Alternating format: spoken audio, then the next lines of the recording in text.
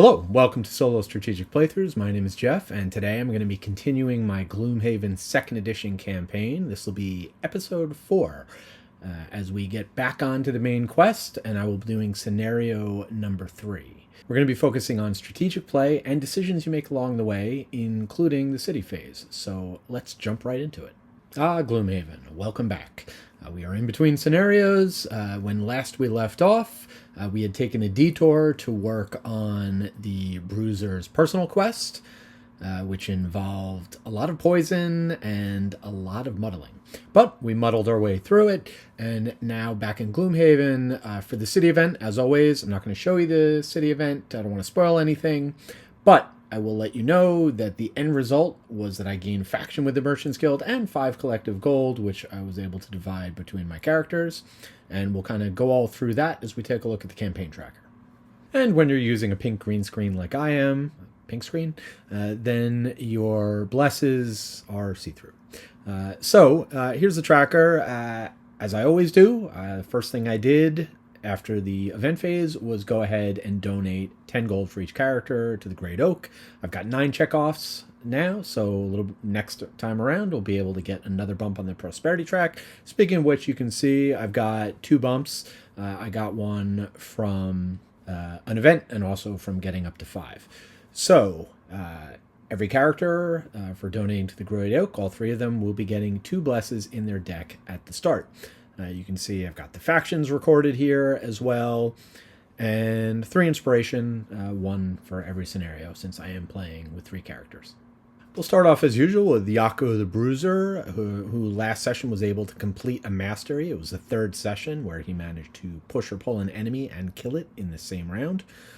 So he gets another perk, and pretty straightforward here. I decided to go with the first one on the list, which is take a -1 of that deck, add a +1. I did not choose it because it's the first one. I actually chose it because his other mastery, which is doing 7 damage in 3 consecutive rounds, requires less variance. There's always going to be that risk of hitting the -1, so the more I can eliminate that variance, get those out of the deck, skew my deck towards better cards, the better. In previous videos, I've talked about how you can buy 10 cost items, use them for a little bit, then sell them back, and they end up not costing that much. It's exactly what I'm doing here. I'm selling off the focusing lens to get 5 back so that I can buy the Amulet of Life, which lets you heal a damage. And why am I doing that, you may ask? Because this is the card I picked up for my personal quest in the last scenario. Since I'm going to be poisoning myself, might as well give myself a way to heal it. Next up, we've got Wacko the Tinkerer, who managed to get 2 perks. One through check marks, getting his second one set notch there, and the other through completing his 2nd mastery. In both cases, I decided to get my 2nd and 3rd copies of the +2 strengthening card. Just feels really strong. I don't need to worry about building towards any of his masteries. I just want to maximize his potential. For equipment, I had quite a bit of money this time after doing a lot of looting last time, so I decided to have him pick up the simple bow. Again, it does not affect an attack action, it just affects an attack, so on his AoE attacks, you can only give one of them advantage, but really, he's got a couple of huge distance attacks, an 8 attack, a 6 attack, that I don't want to blow it. So knowing I'm going to be able to give my self-advantage on one of those big attacks, as long as I'm not cursed, then I can guarantee that I won't whiff. Finally, Dot the Mindthief. Not a lot to report here or do here. She didn't gain any perks, but she did have some money, as she always seems to be able to get plenty of money, so I picked up a head slot item for her, the very same scouting lens that Yako no longer had any use for. Can't hurt. So we're heading out, and where are we heading? Well, after dealing with the cultists and finding this portal and talk of the gloom, we wandered around Gloomhaven, eventually found this elementalist, the one and only Hale, who begrudgingly agreed to maybe help us find out some stuff, but said we were going to need some kind of orb to protect us if we were going to get anywhere near the portal. So she sent us out. We're in the frozen wastes and have sought refuge from a storm, and we hear the howling of wolves. And that's where we're at with the scenario. Along the way, something happened. Again, I'm not going to tell you the event, but I did have to make a choice, and I decided to be cautious. Generally, if there's a situation where I think I might be able to gain a benefit, but also something bad could happen, I'll usually just take the safe route, unless I think there's a possibility I can increase my faction or prosperity somehow. Didn't feel like that was the case here, so I got nothing. Could I have gotten something positive, something bad? Who knows? All right, so here we are in the Frozen Hollow. You can see I've got the initial setup. I've got all of my terrain laid out. I've got my blesses, which I need to shuffle in. There are no negative scenario effects, so I don't have to worry about that. One thing I do want to mention, as was pointed out in the comments after my last video, I missed that the living corpses cannot be poisoned.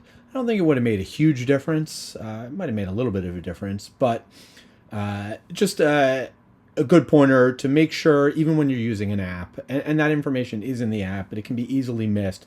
So I just made sure that I took some time to look over all the monsters that are going to be here. You should do that strategically anyway to know what you're facing.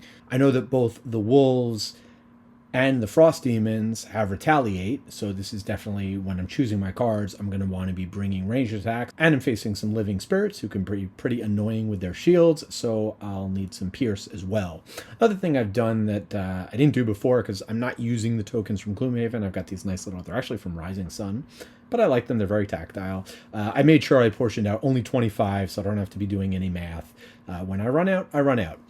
The one other thing for this scenario, I have decided after some comments and thinking about it, I am going to not do hard difficulty. I will be doing the bump for playing solo, as recommended, but I think I proved last scenario that, I have the chops to handle it on hard difficulty, but it does make the game longer and makes these videos longer. So in the interest of kind of moving things along, I'll play at mostly regular difficulty, just slightly adjusted every other level for playing solo.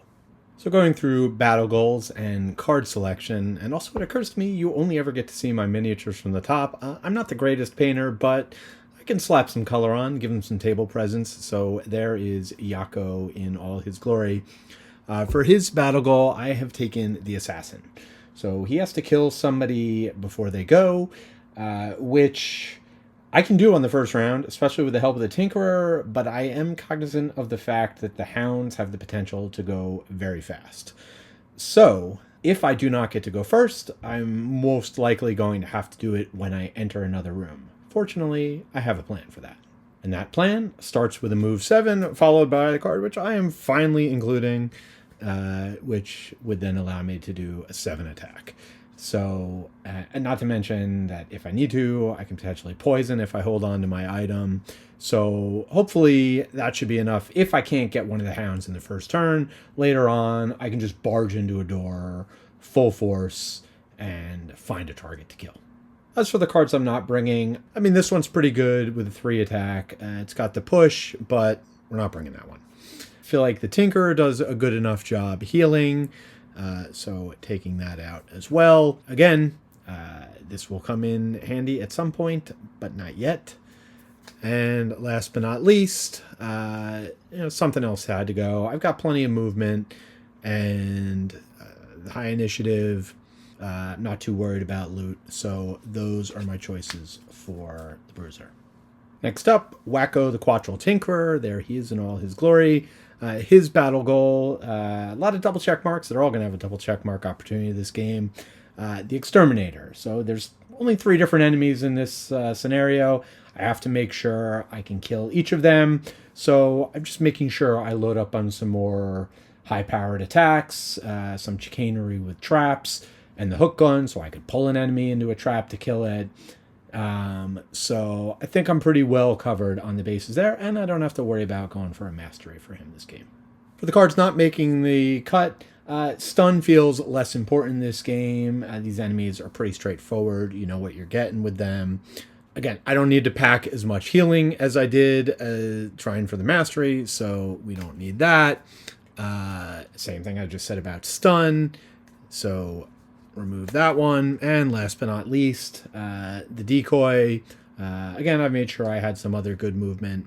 Didn't even end up using the decoy, right? It was just a throwaway at the end of the game. And also, he's well ahead of the others in experience, so I don't want him to outpace the others too far, so I'm not worried if his experience total is a little lower this game. And here's Dot. Felt appropriate to have the Mindthief propped up by a stack of invisibility tokens. So she is going to be a specialist this game, another 2 check marker. Just can't play anything for its basic ability. That seems pretty straightforward. Just in going through the cards I'm not including, I did make sure to take that into consideration to a point. Again, this is just one I have to pay attention and think about. Should not be too hard. As for the card she's leaving behind, I am going to give it a go at the mastery where I have to have enemies kill each other 5 times. Still don't know if I quite have the makeup for it, but this is a good scenario for it. A lot of the enemies have retaliate. So like if I can get a Spectre to attack a Frost Demon, for example. So I just made sure to kind of load up on my options there. The rats, I can't see being very useful in this scenario. They're going to get themselves killed very quickly with the retaliate. So we'll take them out. I'll also take out the card that lets them move and extra attacks, I should say. Now, because the enemies have retaliate, I see that I'm probably, when I am attacking, probably going to want to be using her psychic ability to attack from melee from 2 spaces away. So I don't see using this. This is also a card that where I could definitely see turns where I just want to use it for its basic ability. But since I can't do that this game, this is one I'm definitely going to leave out. And then this was tricky. I like this card. The healing and movement. I mean, I'm always, even if I'm just using it for a move 2, I'm never going to play it for its basic. Having a little extra frost production, because I've got that card that I can spend frost to move an enemy and then have it do 2 damage to itself, another way of potentially killing it. That said, something had to go, and everything else kind of fit into my plan, so this didn't make the cut. And with that, I will begin planning for round 1. So I made my choices for round 1. All of my characters do have advantage on their first attack of the round, thanks to one of the Bruiser's perks. You can see I've got everyone going pretty fast, hopefully before the hounds, although no guarantee there, so I'll just need to be prepared in case they come after me. But planning on having the Mindthief running up behind a Stalagmite, will be able to attack melee from 2 spaces away. The Tinker should be able to drop a trap, which hopefully then the Bruiser can pull through to give him the best chance of killing an enemy before it moves. Of course, all my plans will have to change if the hounds go first, but let's find out. As usual, I've got everything entered into the Xhaven app, so let's go ahead and draw and see what's happening. And of course, the hounds are going first. There will be no assassinating of them this time. I'll have to go to plan B. At least they're only moving and muddling, as if I didn't have enough of that last game. But they're not attacking, so that's good at least. Then all of my people get to go. Finally, nothing special from the living spirits, so I'll kind of be able to figure out where they're moving, where their attack range will be, and plan accordingly. But first up, let's start with the hounds. For the hounds, we'll start with the elites, who are going to be moving 5 and getting as close as they can to as many enemies as possible. This guy's going to go first. His focus target, since these 2 are equidistant away, is going to be the Tinkerer, who would be going first. So he will go 1, 2, 3, 4 is enough to get him to muddle the Tinkerer and the Bruiser. And then this guy will go 1, 2, 3, 4. His closest he can get to is the Bruiser, so he'll go there. More muddling, not that it changes anything, but then this guy will move 4. 1, 2, 3, 4. And then last but not least, the last guy can get up to Dot, so he will go 1, 2, 3, 4. I'm pretty sure I did that right. If not, let me know. But so all of my people are muddled. Conveniently, the hounds have run right up to me, ready to be attacked. So let's go ahead and do that. Dot is first up, and I'm going to have her attack the elite so that I can move it out of the way. I also don't want to kill it.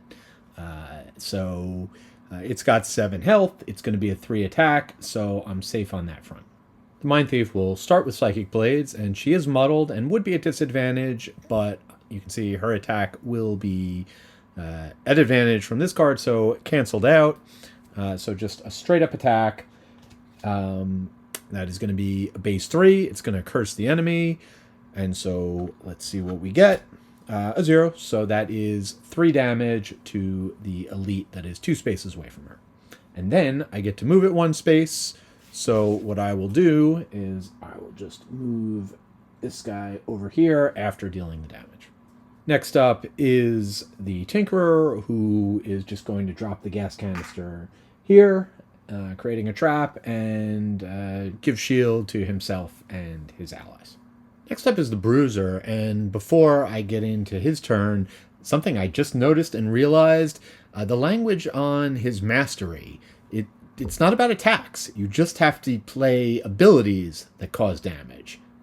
I do believe that pulling or pushing an enemy into a trap would qualify. So, that said, I am going to go ahead. I'm not going to move, but I am going to use the 2 pull to bring this wolf down here, or this hound, into this trap, causing 4 damage to it, and modeling it. Not that it really matters, because now we are going to use the other ability to attack the 2 adjacent enemies. And again, the disadvantage here on the first attack is offset. So just to make sure I kill at least 1 wolf, I'm going to attack the non-elite first. And that is going to be straight up. That's going to be 3 damage. So that guy is off the board.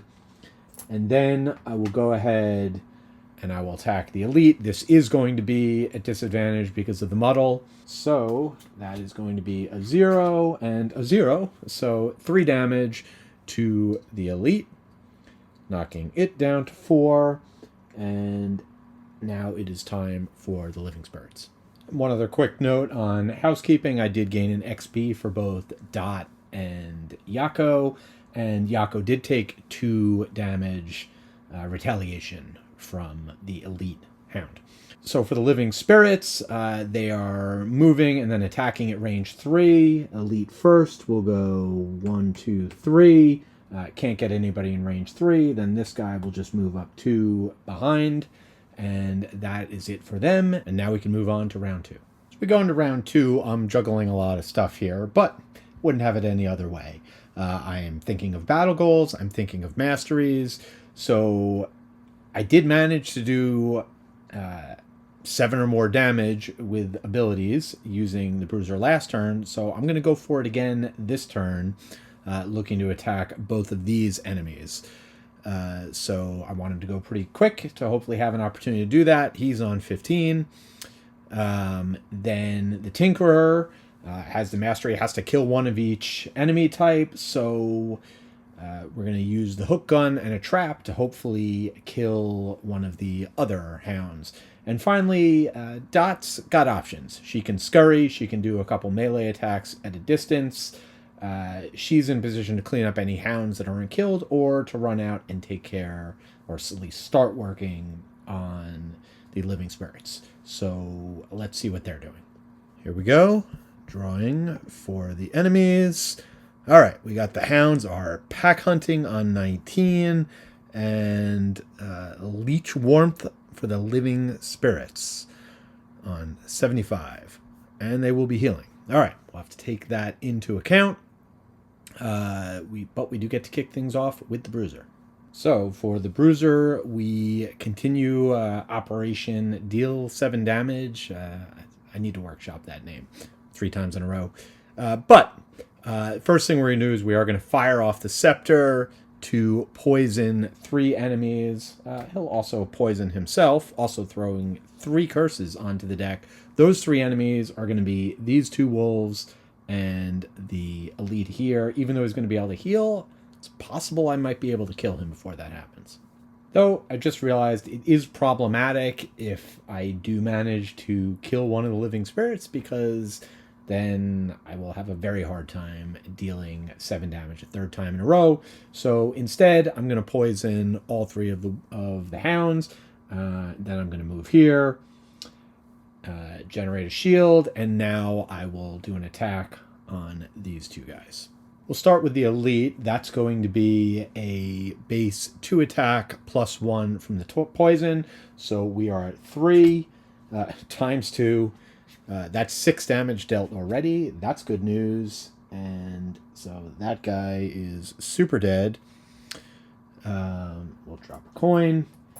And then I will go ahead and attack the other one. That's going to be at a base 2 plus 1 because he's undamaged, which is 3 plus 1 more from the poison. So that's 4 times 2.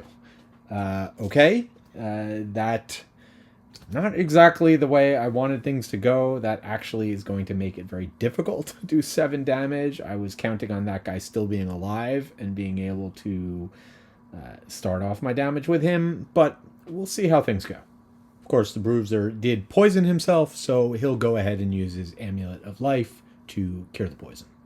So now the Tinker is up, and the first thing I'll do is use the Volatile Concoction to throw down a trap right here. 2 damage and poison. Not that the poison much really matters, but the 2 damage is definitely important. Then I can use the hook gun to attack the elite. And since I'm working on my battle goal here and I want to make sure I kill this thing, I am also going to go ahead and give myself advantage on this ranged attack. So we will draw 2, is at a base of 2, a -1, and a +1. So that is going to be a 3, plus 1 it already being poisoned, which is going to be 4 damage. Didn't even need the trap.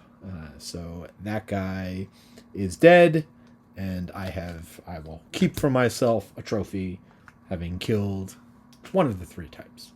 Next up we have Dot, and we do want her to keep her battle goal going, where she can't use any basics. So she is going to use the Scurry to move up here.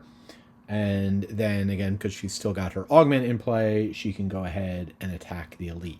And I will go ahead and I will both poison it and use the scouting lens. Yeah, it's going to heal the poison, but at least if I manage to do any damage, it's only going to heal the poison. So that'll be a base 2 attack, as the poison's not applied yet, straight up. And, rolling modifier, so we're up to 3. -1 is a 2. With the pierce, not enough to get through its armor, so it doesn't take any damage, but it is poisoned. Then I'll go ahead, I'll do the bottom attack, which is just a 1, plus 1 from the poison, so 2, -1. So no damage dealt. So kind of a waste, but it is bleeding, so it will take 1 point of damage before it heals that wound. So now the living spirits are up, and the elite is going to go first. Doesn't have to move. He's looking for a target within range 2. Unfortunately, he's got the Mindthief. This might be deja vu all over again from last scenario. I was a little too eager to jump in there, but I did want to get my battle goal, which meant I had to attack something. So here we go. First attack is going to be a 5. I do have 4 curses in there. +1. 6 damage with another attack incoming, so I think I am going to have to lose a card. Alright, this is the one that I think helps me the least right now. It's got good initiative, and maybe I should be invisible would be very good, but I'm going to let this one go. Second attack incoming, this one a little bit lower, base 4 from the non-elite, and a 0, so that's 4 damage, knocking Dot down to 3. And after that, the living spirits will heal themselves, which again doesn't bring any health back to the elite, just gets rid of the poison and the wound, and then they generate frost, and that is the end of round 2. Unfortunately, the best laid plans of Enox and Quattrell. I had everything lined up to get that mastery, dealing 7 damage, but without the hound as a target, I just don't see it being possible, so I need to shift my focus. to working on battle goals, potentially allowing the Quattral to take out one of these specters. We'll see how it goes. I'm going to go pretty fast, have the Mindthief go first, probably kill one of these with the Frost out there, maybe do some damage to the other, if not kill it outright. But ideally soften it up so that the Tinkerer has an opportunity to potentially kill one. We shall see how it goes. I've just got the Bruiser on mop-up duty if need be. For the Living Spirits, they are going to be going on 33 with a booming scream. And I just realized Dot's not actually within range of the other one, so she has to do her attack against the big guy. So we'll go ahead and do a 3 attack. This is, of course, against 3 shields. It's a +1, so she does manage to get a damage in. I do, however, get to move him first. This is a control ability, so I'll move him here. Then I'll consume the Frost to go ahead and deal 2 damage, which will take him out. And that is 1 out of 5 for the mastery. I don't know if I'm going to be able to do it 4 more times, but I did use a control ability to kill an enemy. And that's going to be it for Dot's turn. Oh, and we will regenerate Frost. Next up will be Wacko the Tinkerer, who is first going to move up to and heal his allies. I'm still in that mindset of, oh my god, I have to do that every round. No, I've already done that mastery. So, nevertheless, they can both use the healing. So we'll do that. And then I do just have a line of sight from corner to corner to take a 3 attack against that guy. And we'll see. If I can get a +1 or better, I could take him out. And the attack is going to be even better than a +1, a +2, and a strengthen to one of his allies. So another trophy as we take that guy out. In terms of who I'm going to strengthen, I don't think it really matters. I guess it'll be Dot, but nobody's going to get to use it. There's no enemies. Nobody's getting to enemies anytime soon. And for the Bruiser, nothing to kill. He's just going to get as close as he can to the door. In this case, he can move 5. So that's actually what we're going to have him do. He can jump from the movement. So 1, 2, 3, 4, 5. And I'm not getting any loot, but I don't have a lot of good movement. And I need to start making my way towards the exit. Round 4, all these elements, wind and frost, but nothing to use them. Tempting to charge into the door and potentially use the wind, but it would only work if there's an enemy within 2 spaces of the door.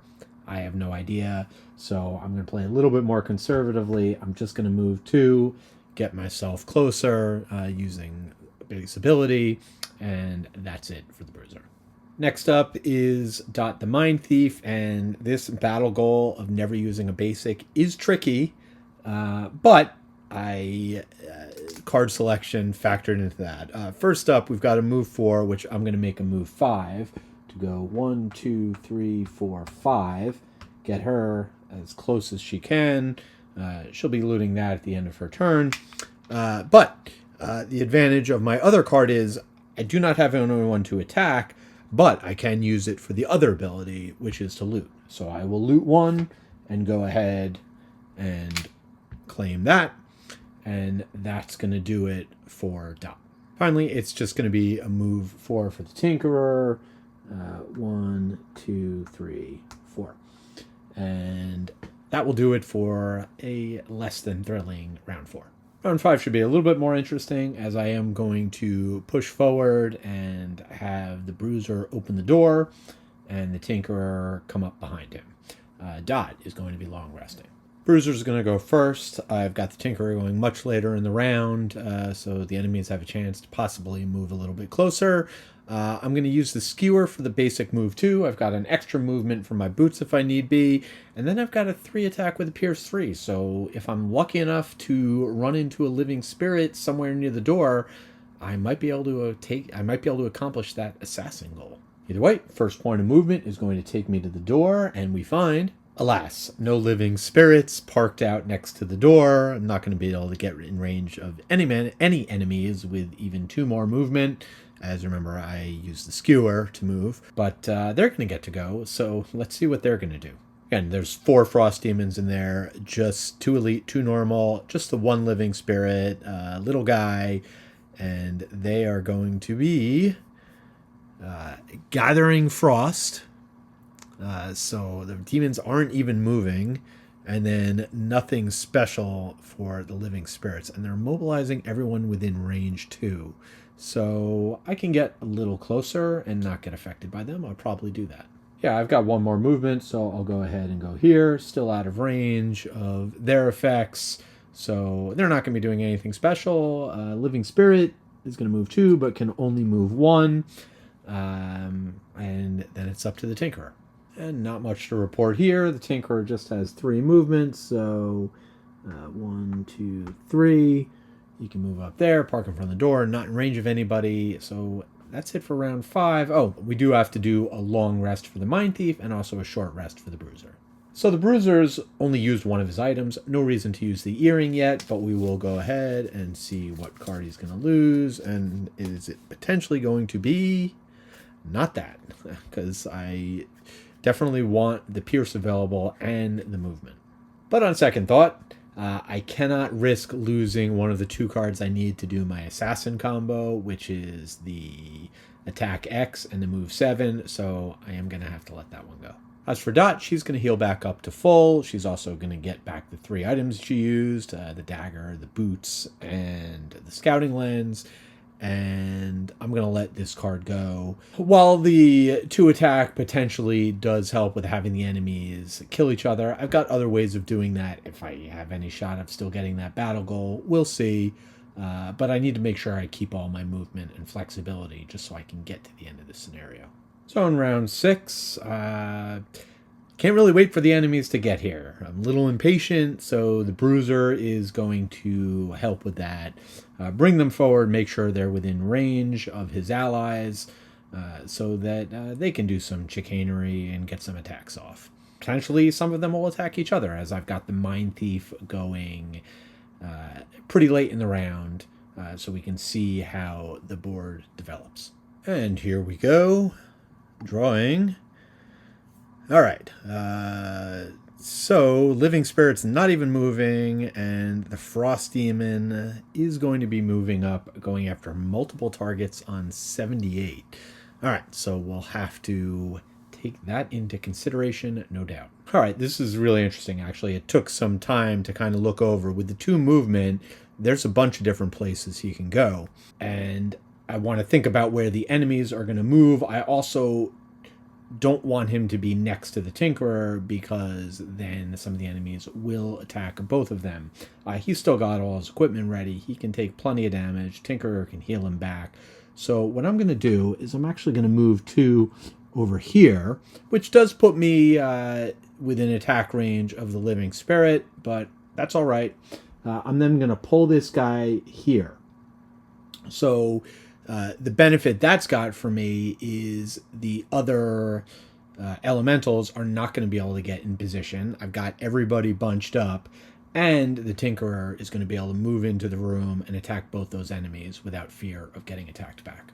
And I went a little bit out of order. I should say before I move, I was within range 3 still of both enemies. I'm going to go ahead and attack this guy, the one on the left. So it'd be a ranged attack with the spare dagger of 3, and so no retaliate, no disadvantage, -1, so it's 2 damage. And by the way, if this is the first one of my videos you've seen, how come you missed the other 3? But no, these bases that I've got 3D printed here, the dials only go up to 10 or 0, so I just put a 10 marker on there to show that he's got 10 additional health, and once I get him down below 10, I'll remove that. Now the Tinkerer's up. He's got 2 move, and then he can attack 2 enemies within range 3. So he will go ahead and scoot up over here, and that is going to allow him to attack both of the elites. And these are just a straight up 2 attacks, so we'll start with the one on the left. That's going to be 4 damage. The one on the right is going to be a miss. And then I will have the Tinkerer take a short rest. This does not seem a good time or location to be taking a long rest. So we will potentially lose. Sure. I've still got another big attack, and I just need to kill one of the Frost Demons. Or deliver the killing blow, really. Don't have to do all the damage, so it doesn't even necessarily have to be a huge attack, but I should be able to get that battle goal, no problem. Now the Frost Demons are up with Cold Claws, so the elites are going to move 3 to try and find 2 targets next to each other. They don't have to. They've got their focus, so they will both attack the Bruiser. So actually, first, the Living Spirit is going to attack with a base of 3. And that attack is going to be +1 for 4, so I will go ahead and use the shield and the first use of the armor, so he will go down from 11 to 9. And then I will take 2 attacks from the elites, which again are going to be at a strength of 4. They'll generate frost, so I'll take care of that now. All right, first attack, a 4, -1 is 3. I'll use the armor a second time to reduce that to 2. So that brings me down to 7 health.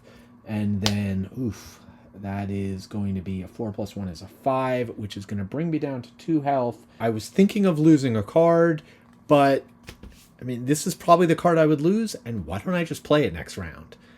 So yeah, I'll be knocked down to 2, but my big concern was then I wouldn't have any flexibility with potentially taking retaliate damage. Well, I can play Juggernaut, and that'll actually prevent 4 instances of damage. And then the other guys would move up. This guy's got nowhere to go. He's got 2 movement.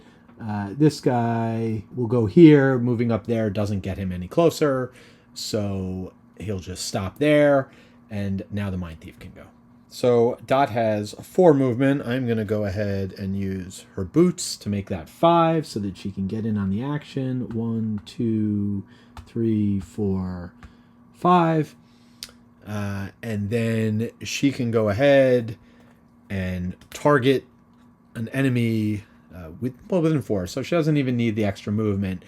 But what I'm going to do, and let's slide these guys out of the way.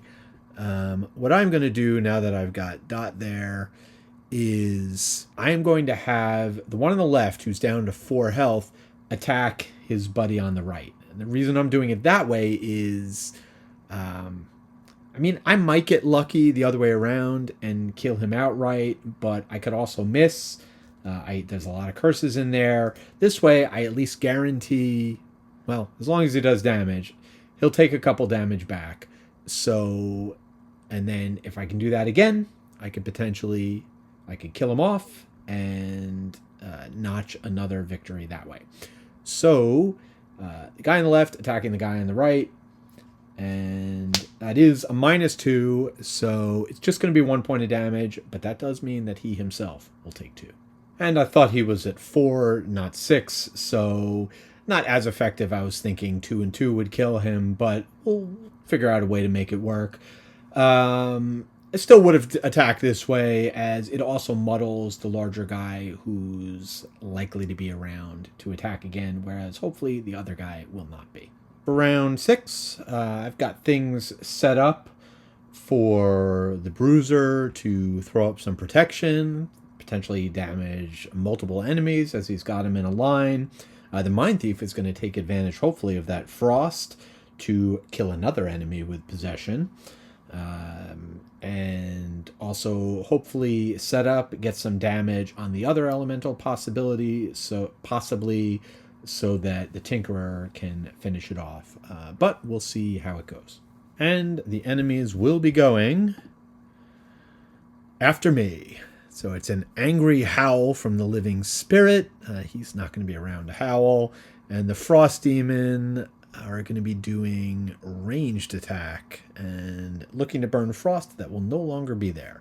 All right, let's get to it. So we'll kick things off with the Mindthief, who's got up Scurry and Submissive Affliction. So let's start with the Submission Affliction, where we are going to force an enemy. Oh, well, actually, we have to move first. We have to get closer. So what I will do is I will move the Mindthief up here.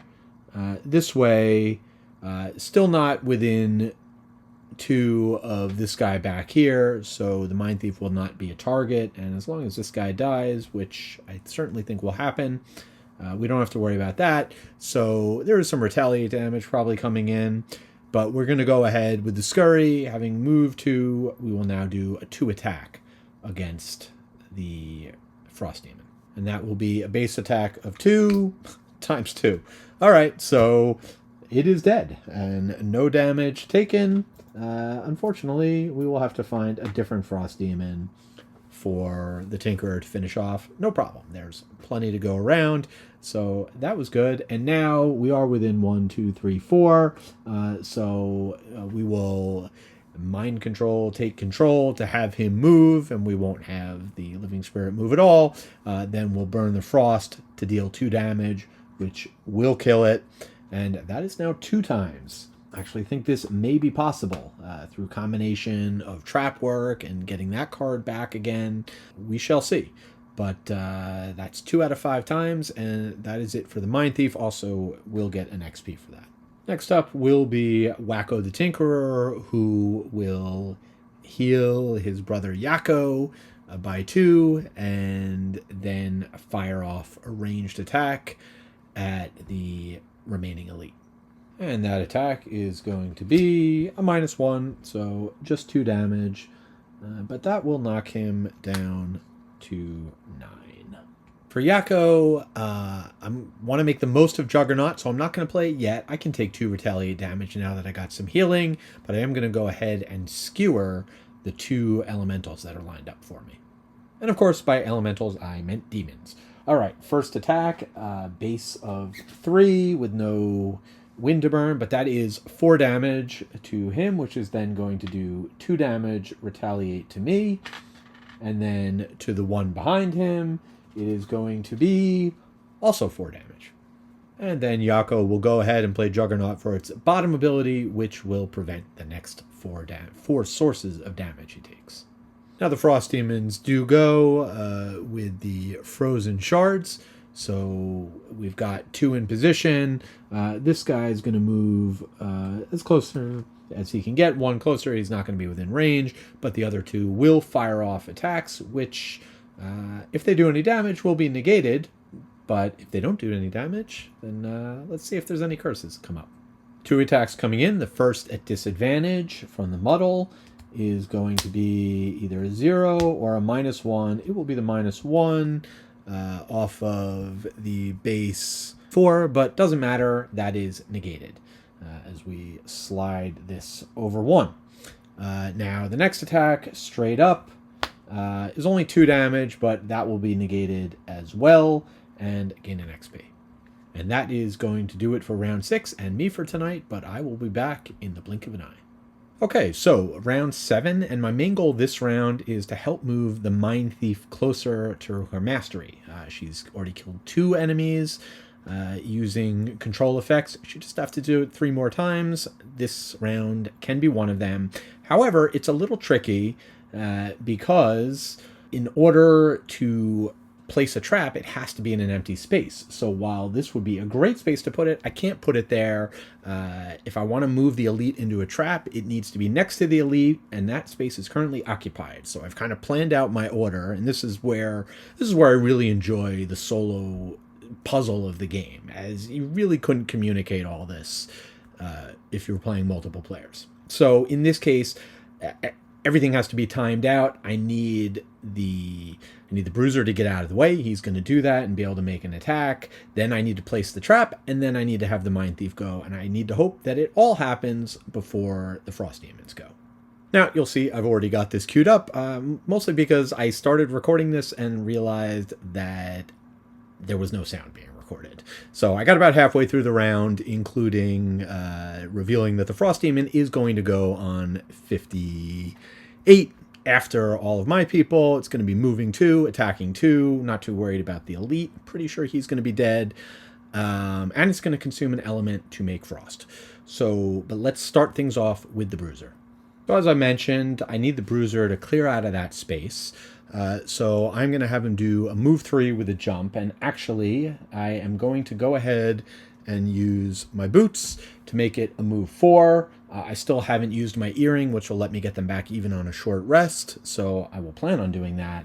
But the extra movement, though I don't need it, is going to let me do a little bit extra on the attack. It can be a little more insurance to hopefully take an enemy out, as I'm going to go 1, 2, 3, 4. And so I thought about attacking the 7 guy, get one of these down enough so that the Tinkerer can finish one off next round. The problem with that is I would take retaliate damage almost certainly, and then both of them are going to attack me, and I'm only at 2 health. So while I can prevent a couple of attacks, I can't prevent all that. So instead, I'm going to go for the one that's at 3 health, see if I can take him out, not take any retaliate, and then we'll work on setting things up next round for the Tinkerer to take out the guy at 7 health. So let's go ahead and do the attack. I moved 4, so it's going to be an attack 4. And the result of that attack is going to be a 4 plus a 0. Shocking. Not that shocking because, as I said, I already got to this point, but this is as far as I got, so everything else will be as new to me as it is to you. But 4 is going to be enough to kill this guy, so no retaliate damage. That's nice. And then at the end of his turn, I will generate air, which, again, the Frost Demons are going to turn into Frost, but I think that the Mindthief will be able to make use of that next round. Actually, just before I get into the Tinker, I do have to say, from a strategic standpoint, I sorely undervalued Balanced Measure. I think the first couple of games, I said, you know what, I don't have to think about it, combining with movement. The fact of the matter is, it's very easy for the Bruiser to get 3, 4, even 5 movement with the boots in the normal course of a game. And that at level 1 is a really strong attack. Being able to hit something for 4, honestly, even being able to hit for 3, it's better than basics. So, yeah, I'll probably be including this from now on. I think I gave it the short shrift. So now for the Tinkerer, he's just going to do a basic move using the second card to go here. He'll get that loot at the end of his turn, and then Wacko will drop a trap right over here, setting things up for the Mindthief. So for Dot, first things first, I'm going to have her use her Psychic Blades. She'll gain an XP for that, as she is going to attack the Elite Frost Demon with a base value of 3. And the Frost Demon is currently at 5 health. I really hope this attack doesn't kill it. Plus 1, which is going to knock it down to 1. Of course, no retaliate because I've got the distance, but then I can force him to move 1, and this demon is going to move right into the gas trap. And that is going to be that for the demon. We will drop another coin, and now I have done that 3 times. I have managed to kill an enemy using one of my control abilities, so I think we could actually pull this mastery off this game. We shall see. Dot then has 4 movement. We'll just have her hop right up here and grab that loot, and that is going to do it for us. Now the enemies go. It's going to be the Frost Demon. Doesn't need to move. Is going to attack the Bruiser. That is going to be just a 2 attack, and I did shuffle in a curse beforehand from Dot. So that is going to be... it's going to be 3. Of course, that is going to be prevented by this, which will also give the Bruiser, Yako, an XP. So pretty good that I got that up this game. Definitely coming in handy. That is going to do it for round 7. And of course, the Frost Demon will consume the air, generating frost, and that is going to do it for round 7. This round, not knowing what's in that last room, there's probably more Frost Demons, but just in case there's not, I want to make sure that the Tinkerer can get his battle goal. So I'm going to be setting things up so that the Frost Demon can the Mindthief can soften up the Frost Demon. Then, if necessary, the Bruiser can get in a shot, and then the Tinkerer should be able to finish it off. So, as long as I don't have any really bad draws, of course, you never know. But let's see when the Frost Demon is going and get on with it. And this is going to be a 78. Don't even care what he's doing. He's going to be dead. We'll start off with the Mindthief, who is very conveniently positioned to consume that frost, stunning the demon. So it's definitely not going to attack, even if I don't kill it. And then moving 3, so we'll go 1, 2, 3, and now I can attack from a distance. And actually, to get the Mindthief a little bit closer to the action, I'm actually going to end up here instead with my third movement, because I looked it up, and I think I've read the rules right here, that when an enemy is stunned, it cannot activate any abilities, and retaliate is listed as an ability. So I don't believe it can retaliate while stunned, so not a big deal. If I'm wrong about that, let me know, but either way, I could have been one space away. I am going to go ahead and attack this with a 3 attack. And that result is going to be 3 down. And that will also generate me frost at the end of the round. Even though I consumed it, now I regenerate it. And I also gain an XP for that. And for the Bruiser, I think I am going to go ahead and get in an attack. Hopefully I don't kill it. So I do want to get it lower just to make sure, because there's no guarantee if I draw a minus on the Tinker's attack card. So I think my odds are better if I go ahead and try and do a little bit more damage. Also why I didn't poison it, to give myself this flexibility. So it is going to be a +1. So 3 damage. Again, no retaliate. That is going to knock this guy down to 1. And then I've got, and I was just doing base attack off of this card, so that I can do a full move 4 and get closer to the door. 1, 2, 3, 4. Okay, now it is time. Well, I can't screw this one up, but it is time for the Tinkerer to finish the job. And much as I would like to get some movement in, I think it's more important to guarantee that even if I draw a miss, I've got this. So I will go ahead and drop a trap over there, which can do 2 damage. And then I will attack with the hook gun, which is a base attack of 2. -2 is 0. So, all right, good thing I got that extra attack in. But then I do get to pull it into the trap, which will kill that guy. And that is going to be that for round 8. Round 9 is a pretty easy one. I'm going to have both Dot and Yako long rest. Why not? I have some time to get positioned, so I'm going to go ahead and just do a move 3 and heal 4. So 1, 2, 3, get some loot. A little sad to leave all the rest behind, but can't get all the loot every game. Then I'll go ahead and heal Yako from 2 back up to 6. That is going to do it for the Tinkerer, and now we can do the long rests. And there is one thing I'm going to do at the end of the Tinkerer's turn. I am going to go ahead and use my stamina potion to get back my card that I can use to strengthen the Bruiser before he runs into that room hoping to assassinate someone. For the long rests, for the Bruiser, I'm going to let the Shield Bash go because it is actually possible for me to still do my mastery. I'm doing a huge attack this turn.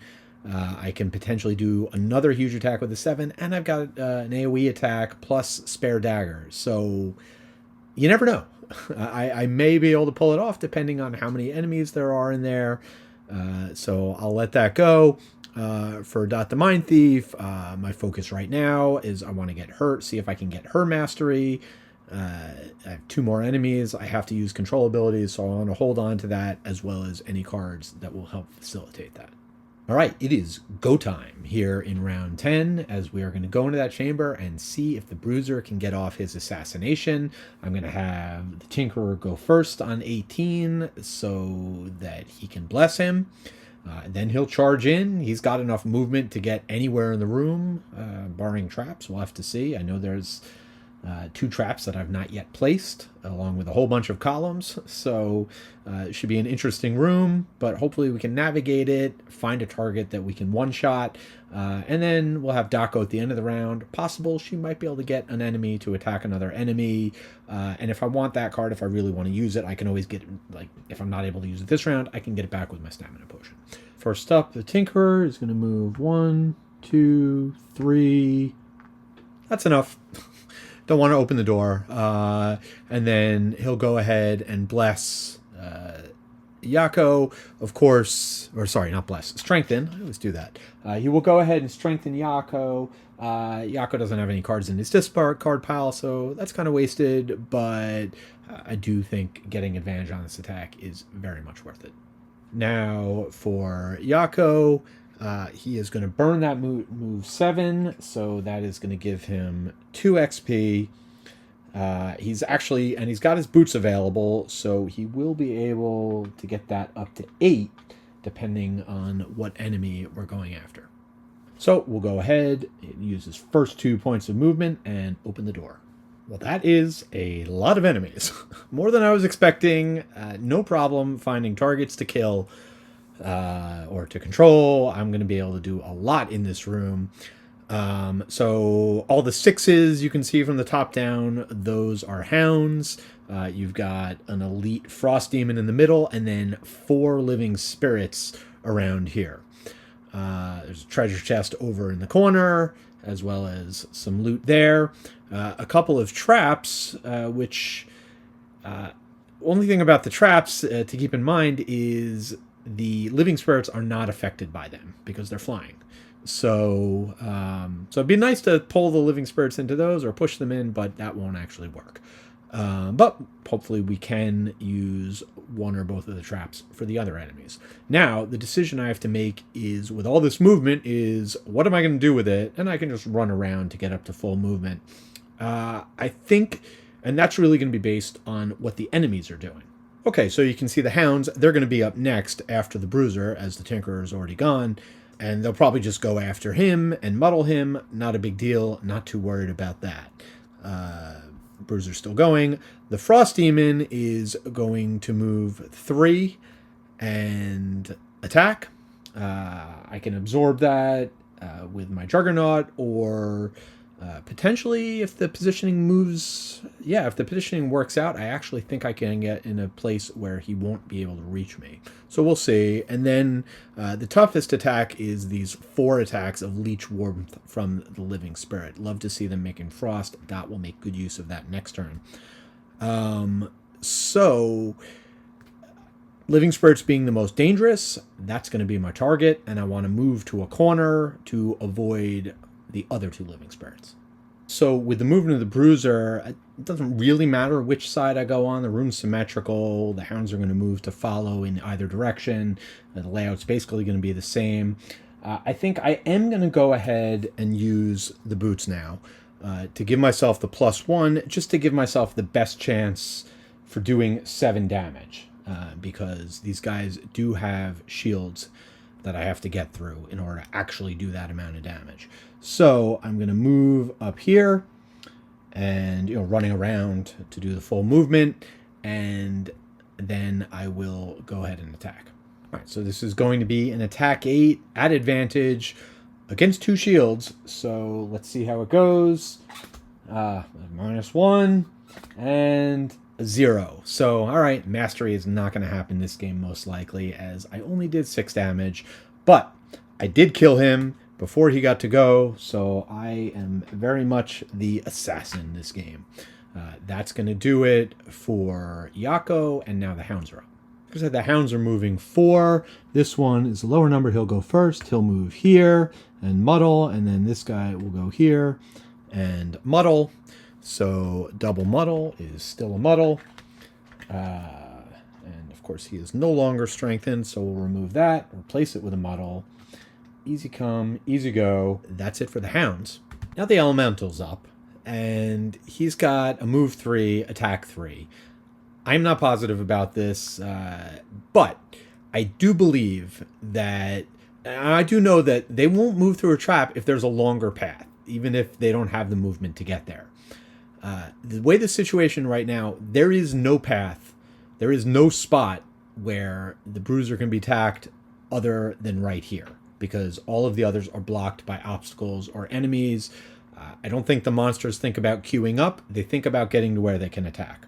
Again, please let me know if I'm wrong, but I'm pretty sure that he is going to do his 1, 2, 3, moving into the trap, dealing 4 damage to himself, so that he can get in an attack on the Bruiser. And that attack is going to be just a straight up 3 attack. See, I still got all those curses in there, but didn't draw one. It's a 2, and that is again going to be prevented by Juggernaut, which still has 1 tick left.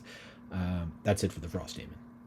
And the Frost Demon would also consume an element to create frost, but you can see it can't do that.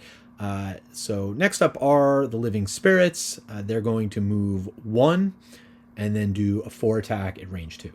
I'll just kind of move them into position. I mean, this guy is going to attack from here. This guy is just going to get 1 closer. Actually, for this guy, I do believe he can just fly on top of the obstacle. So it's a little weird, but they can move, and their movement on top of obstacles. If they're flying, that is his most direct path. But as things turn out, there's only going to be 1 attack. That's going to be a 4 attack. And where are the curses? Unbelievable. All right. Fortunately, I do prevent that damage. I gain another XP. But that is it for that. I'm going to be taking damage from here on out, or maybe not, because there are still 5 curses in that deck. Okay. That does it for all of the enemies. And now Dot is up with 4 movement, so we'll get her into the action. 1, 2, 3, 4. Right into the room. And unfortunately, the way things have worked out, the Living Spirits are not adjacent to any of the enemies with Retaliate. Unfortunate, that would have been a very easy way to kill them off. So, in theory. So instead, I'm going to have one of the hounds attack one of the other ones. We'll have this guy attack this guy. And of course, you know, with all those curses, that's probably coming my way right now. This is about the time where I really wish I had that perk that let me use my deck instead of the enemies. Shocking.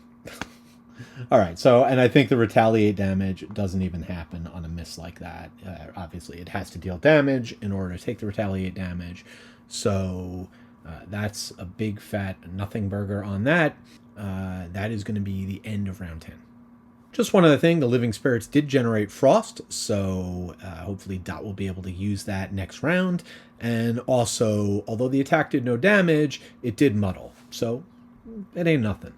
So before we get into round 11, I had started editing the video, and I noticed at some point with the Bruiser's Juggernaut, I had accidentally slid the token back 1 step, so ended up using it 5 times. The most recent on a 5 damage attack. So now that I'm going to fix that, what I'll do instead is I'm going to lose a card, and it's going to be this one.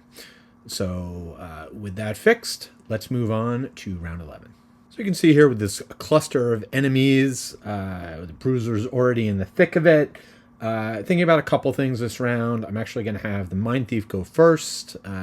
She is going to be able to take out one of the Living Spirits using a control ability, giving her 4 or 5. And then I could have the Tinkerer go first, but it is possible that I might be able to position... I'm thinking of having him use the Flamethrower, and I might be able to position the enemies to maximize the effectiveness of that. So I'm going to let the Bruiser go first. He's got some abilities to move enemies around, and we'll see. A lot of what I end up doing is going to end up depending on what the attacks are looking like. And here's what we're looking at for the enemies. Unsurprising, with pack hunting, they're going pretty fast. Ooh. All right, yeah, +2 attack. That's going to be rough. Then the Mindthief, then the Living Spirits, throwing out more muddling. He's already muddled. I'm not too worried about that. Then the Bruiser, then the Tinkerer, then finally the Frost Demon. Oh, is generating Frost for me. Interesting. I was going to be doing that myself with the Tinkerer, but we shall see. So we'll start with the pack hunting hounds who are going to move 4 and attack 2. They don't need to move, and it's actually going to be attack 4. They're going to go ahead and attack the Bruiser. At this point, I really hope I hit some of those curses. We're going to go in numeric order. We're going to start with the muddled hound. So he is going to attack at disadvantage, and there's a curse and a 0. Excellent. Okay, so no damage from that attack, and now a straight up attack at a base 4 from the other guy is going to be a 0, so that's 4 damage. I will take that, knocking me down from 8 to 4. I realized I really should have just healed myself at some point with the 1 point that I can do, but I'll do that next time around. Hopefully I will not take 4 damage before the Bruiser goes. And speaking of items, though I cannot use the Amulet of Life now, I do have my armor and my shield up, so I'm actually going to reduce that damage from 4 up to 2. So, the Mindthief is up, and the first thing I'm going to have her do is use Submissive Affliction. She is going to make, it actually matters, she's going to have this guy move 1, just kind of for positioning where I'm planning on going ahead. Then she'll consume the Frost, which will do 2 damage to that, kill it. And she is now 4 of 5 towards her Mastery. I certainly think I'll be able to do that next turn, because I am going to go ahead and use my Stamina Potion to get Submissive Affliction back. Also, I'm going to gain an XP for that. This way, I'll be able to do it again next turn. I've already got the Frost queued up. It's going to be generated for me. Then she will use the Scurry to move up here, collect this loot at the end of the turn, and go ahead and do a 2 attack. I'm actually going to do it to the Hounds so I can soften them up a bit. So I will throw in the Poison Dagger, so it will be poisoned after the attack. And yeah, I'll take some retaliate damage, but I have cards. We're getting pretty close to the end game. I'm not too worried about that. If I take a lot of damage, I think Dot is in a position where she's going to be taking both attacks from the Spectres, but they're not that big. So the attack on the Wolf is going to be at a base 2. No change, so it's just going to knock it down to 4. It will be poisoned. Dot will take 2 damage, going from 7 down to 5, and that guy will be poisoned. Next up are the Living Spirits, and this guy will move back 1. They do have 1 movement, so as to not be at disadvantage. They are both doing a 2 attack, 1 target, so they'll target the Mindthief. So first attack, base 2, is going to be +2, so that's going to be 4, which would knock me down to 1. I will go ahead and lose a card to prevent that damage. I can't rely on a curse for the other. Let me just see what the other damage is, and then I'll pick the card loss. It's not really going to change it. It is a curse, but let me pick the card I'm going to lose. It's pretty easy at this point. I'm probably just trying to use a bunch of my cards for XP, and this doesn't give me any. Next up will be the Bruiser, and Yako is going to use his Leaping Cleave to jump up and over this guy. He's going to land here next to the treasure chest, so maybe he can get that next turn, but he's going to use his Push 1 to push him here. And now that I've got him safely away out of retaliate range, I will go ahead and throw a dagger at him for a base 3 attack. And that is going to be a 2, but that knocks him from 8 to 6, and that will do it for the Bruiser. And now things are perfectly positioned for the Tinkerer, who can just do a base movement of 2, and can now fire off the flamethrower, hitting all 3 enemies. Also, I just remembered that the Bruiser was muddled, so it was a -1 and a +1. I just double checked, so no change in the damage there. Okay, the Tinkerer is not muddled, and Dot is muddled. I need to note that as well. But the Tinkerer's muddle is not muddled and will be doing 3 regular attacks against these enemies. I've gone ahead and given Wacko his 3 XP for this attack. He's going to be able to get all 3 enemies. We will start with the Poisoned Wolf, or Poisoned Hound. It's going to be a base attack of 3, and that's going to be +1 from the poison is 4, which is just enough to kill it, so no retaliate. That is exactly why I had Dot target that guy, hoping that might happen. Now on to the other Hound. Is going to be a -1, so just 2 damage, but he will be wounded, and we will, of course, deal 2 damage to Wacko, who goes from 9 down to 7. And then next up will be the attack against the Demon, and that is going to be 3, and not in range of retaliate, so no damage for that. That guy is also going to be wounded. I'd say that was a pretty good turn. and that is going to do it for my crew. Except I do need to do a short rest for the Tinkerer, so I'm going to go ahead and do that. And we have a lot of cards to lose, so I'm not too worried there. But the Ink Bomb, yeah, there's not really enemies grouped up right now, and it's not a good initiative card, so yeah, I'll let that go. Actually, I don't really want to lose the Ink Bomb because it is a pretty strong attack. There are going to be two enemies next to each other, both here and here. So we'll go ahead. I'll lose a life, even though I'm about to get attacked. Oh, no, that'll be Dot.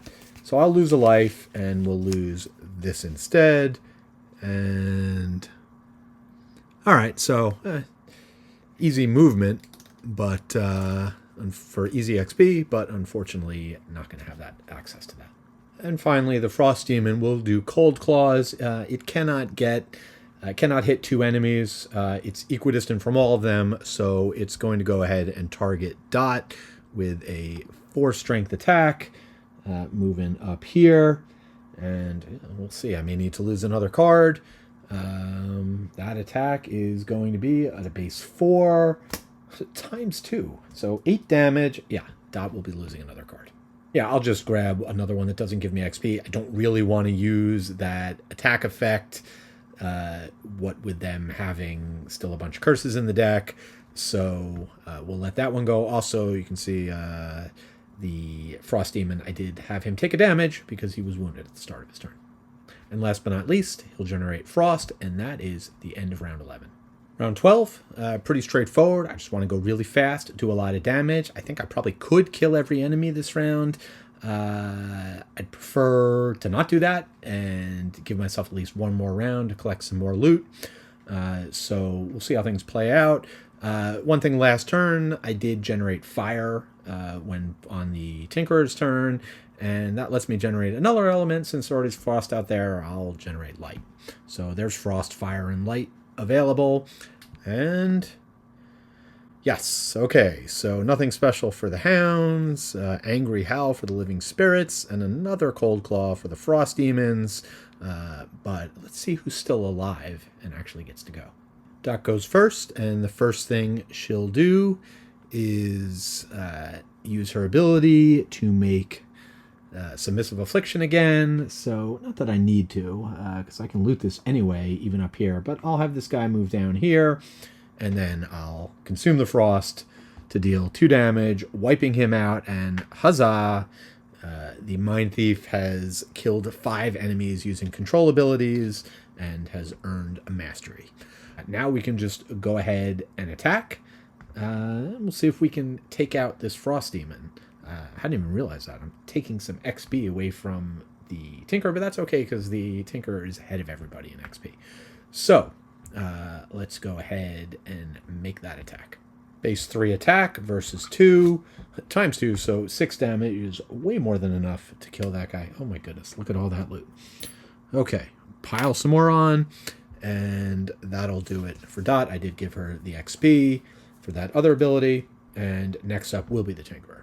So yeah, if I had optimized this, maybe I would have used the crank bow for this attack, get a couple more XP, but it's good enough. I got move 4. I'm just going to move here. Sure, I'll grab this coin, and we'll go ahead and just do an ink bomb targeting only the hound up here. And that is going to be base 4 minus 1 is a 3, which does not kill it yet, but it is going to die on its turn, so good enough.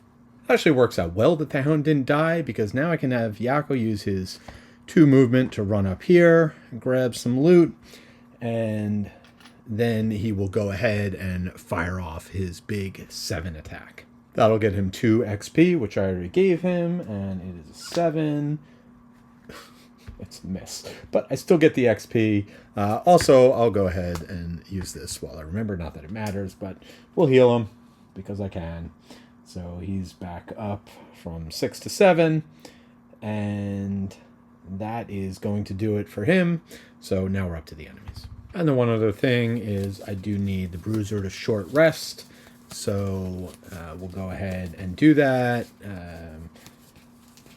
And he will lose, as long as it's not my 3 movement. It's not, so that'll be the card he loses. Keep the rest. And now we'll go on to the hounds, which are just going to die, as they are at 1 health, and they are wounded. And the angry spirits are just going to curse. Again, they're not going to move because they're not doing an attack, so they would just move as if in melee. They already are, so they're not going to move. They will just curse these 2 characters, and that will be the end of round 12. With just 1 enemy on the board, I'm going to jump right into it. You can see those are my initiatives. The Bruiser will actually be going before the Mindthief.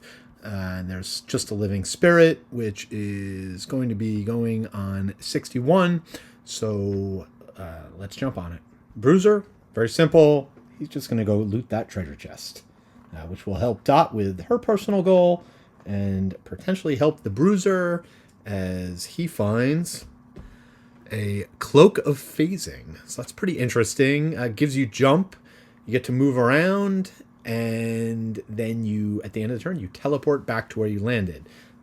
He's not going to use it, but it's not very expensive, so he can sell it for 10 gold. It then goes into the pool. Somebody else can buy it for 20. So that's what we'll probably do. That'll be in the next video. Let's keep going. Dot's up next, and she's going to go ahead and use her Psychic Blade, actually. I was going to do it the other way around, but this way I can guarantee this thing dies. I actually don't necessarily want to kill it right now. It'd be nice for the Tinkerer to get off an attack, but also want Dot to be able to get that XP. So we will make the attack. It is going to be a 3 attack and give a curse. 2 shields, base of 3 attack. It's a miss. So, all right, but it's cursed. And I am going to use my movement to drag this guy over to me. Then I'll use the other ability to go ahead and wound him. So at least he'll be dead in 2 turns. And then I'll just pop over here and grab these 2 coins. Sharing may be caring, but Dot is not giving away those. And she does get an XP going up to 8. And then we will move on to the Living Spirit. Living Spirit's going to do a 3 attack on 2 enemies. Does not have any movement this turn, so the first attack against the Tinkerer will be at disadvantage. And that is going to be a 0 and a 0, so it will be 3 damage to the Tinkerer. Wacko is down to 3 health, no problem. And then a straight-up attack against the Mindthief is a 3 plus 1 is 4, but the Mindthief is at 5. I think she'd actually be at 6. I had an opportunity to heal her, but either way, not dead, down to 1, which is good. She didn't have any cards in hand, so I guess I would have taken a short rest at the end of her turn. So that's it for that, and now we'll finish out the round with the Tinkerer. I'm feeling a little greedy with the Tinkerer, so I am going to take this attack at disadvantage so I can get some coins out before I loot. And let's hope that curse doesn't come up. It is a +1, or it's a miss. I guess we'll be playing 1 more round. That being the case, do I want to loot? Sure, I'll do it for the XP, so I'll just move 1 space, and I'll go ahead and burn the other card. I get 1 XP, I also get 3 for the big attack, so 4 XP and a coin, and, well, we got 1 round left. I will have the Tinkerer generate Frost and Wind, and then both characters did need a short rest of the other 2, so we're losing that card. And for Dot, she'll shuffle back in her Augment, and that loss is going to be a card that could give me XP potentially, but I have a better card to get XP. Yeah, we'll let that go. Round 14, and away we go. Going on 10, 20, and 61. And the Living Spirit, if it's not already dead, will die to its wound on 22. The Mindthief is first and is going to play the Augment again, getting her up to 9 XP, and then she will go ahead and attack. And I will not use the Scouting Lens. I don't mind if I don't kill this thing. So base 3 attack with a 0. So it's going to take 1 damage. That is going to kill it. So that's it for that attack. It doesn't really matter that it got cursed.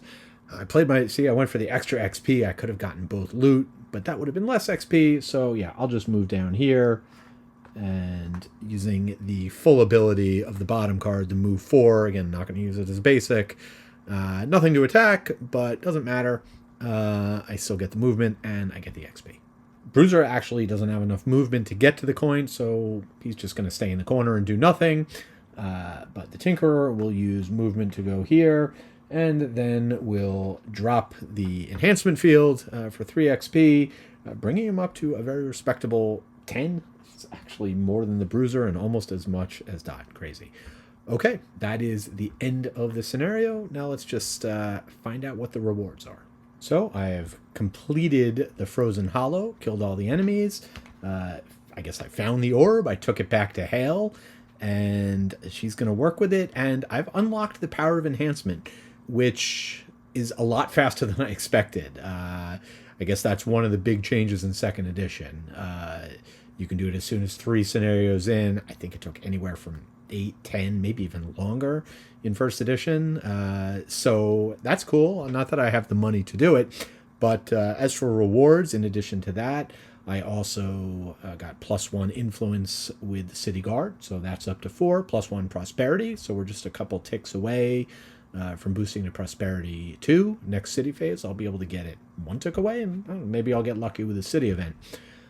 As for the individual characters, so with Yako, he picked up 16 XP and 6 money, not a lot. He did get that item, which he can sell for 10, so he did actually decent wise on money. He did get enough check marks that he will be getting a perk next time.